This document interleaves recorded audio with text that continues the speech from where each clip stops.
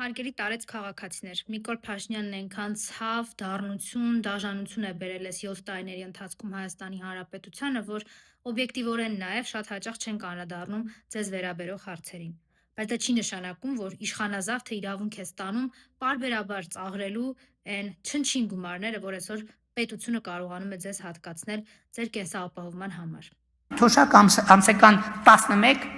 11,000 դրամով 11,000 դրամով կամ 10,400 դրամով ավելացնենք, ինչ անելու թոշակառուն 20,000 դրամով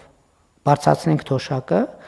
նույն քաղաքացին էլեկտրական էներգիայի վրա եւ տուն տաքացնելու վրա ծախսելու արդեն ոչ թե 27,000 դրամ, այլ ծախսելու է 35,000 դրամ, բայց տունը միևնույնն է չի տաքանալու։ Ծաղրեց 10,000 դրամով բարձրացնելու հնարավորությունը, հիմա հիմնավորում է, որ 20,000 դրամը ձեզ ինչի պիտի տա, հենա ինքը ավելի լավ է ծախսում, նոր ախրանիկներ, նոր զրահապատ մեքենաներ, նոր ճոխ ճաշկերույթներ, շրջագայություններ, իհարկե ոչ 10 եւ ոչ էլ 20,000 դրամ ինքը անգամ չի կամենում Հայաստանի Հանրապետության որևէ քաղաքացու։ Հարգելի տարեց քաղաքացիներ, այս ծաղրը հնարավոր է լինելու վերացնել միայն այն դեպքում, երբ այս իշխանազավթը ուղղակի չլինի այդ կառավարության շենքում։